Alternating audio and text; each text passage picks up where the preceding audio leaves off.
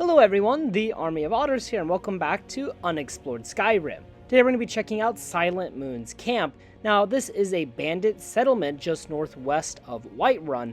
However, it is not just any old bandit camp, it's actually some old Nordic ruins, and it has a very interesting forge, so let's waste no more time and let's check it out. And here on the world map, you can see the location of Silent Moon's camp. Again, it is just northwest of Whiterun. And like I said earlier, this is a bandit camp now, so there's going to be a good amount of bandits that occupy it. They have a lot of archers posted around, so it's going to be a little bit difficult to sneak up on them.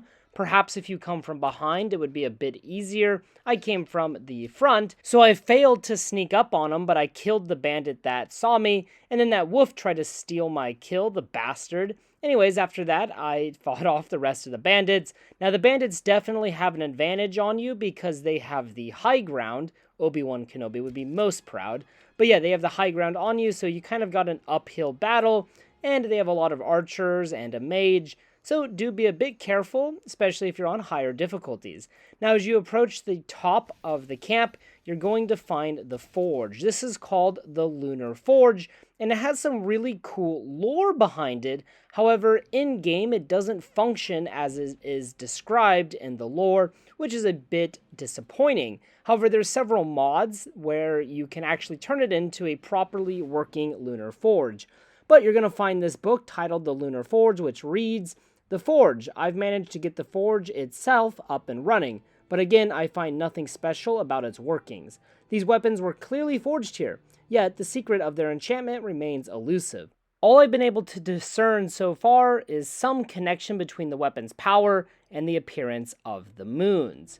And the next page reads, "The lunar weapons. The weapons themselves are crafted of what seems to be normal metal, but while the moons are high above, they gain an additional ability. It seems that once the sun has gone down, the lunar weapons take on a vampire-like ability, transferring a small amount of health from the victim to the user." And then on the workbench, we can find one of the lunar weapons, a lunar steel axe. However, you'll notice if you look at the enchantment, the book is wrong. The book says that the lunar weapons have a vampire-like ability, absorbing health.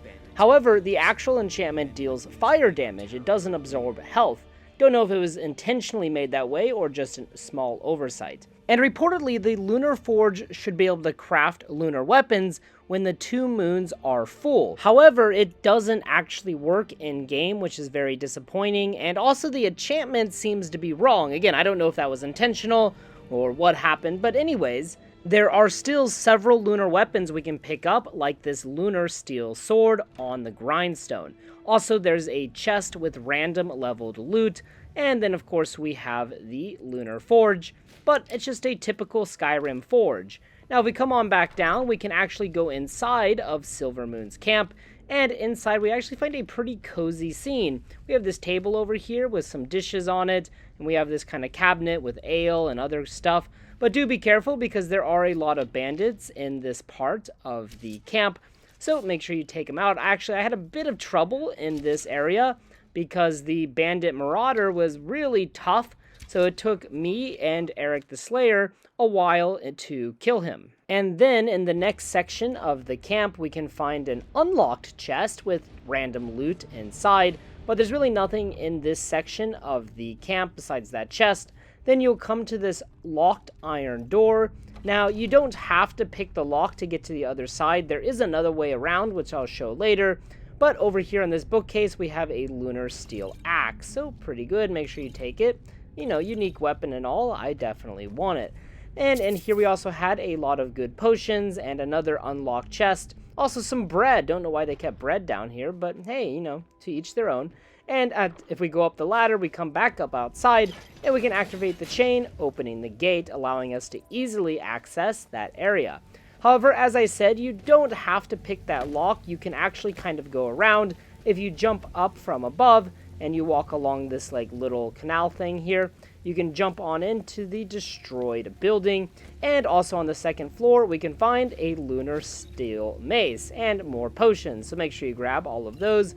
For me, these potions are really good. We're definitely leveling up pretty quick in Skyrim. Now, after that, we can use an arcane enchanter to see the enchantment. So I decided to disenchant one of these steel maces, just because I had 2 of them. And then you'll get the Silent Moon's Enchantment. Kind of a weird mouthful there. But anyways, with the Silent Moon's Enchantment, you can burn targets, but they only take the burn damage at nighttime. So if the sun is up, it will not deal the burn damage, which I don't understand why you just wouldn't put a normal burn enchantment on your weapon. But hey, if you're doing some kind of vampire playthrough, I guess it's kind of cool. Anyways, guys, thank you so much for watching this episode of Unexplored Skyrim. What do you guys think of Silver Moon's Camp? I think it's an absolutely beautiful area with some very interesting lore. However, I think it's very unfortunate that the forge, the Lunar Forge, does not function like it's described in the book. And also, I kind of wish the enchantment actually had something to do with absorbing health or being a vampire. I just think that would be much cooler. Anyways, thank you guys so much for watching. If you guys have any recommendations or ideas for future videos, please post them in the comment section below. And as always, until next time.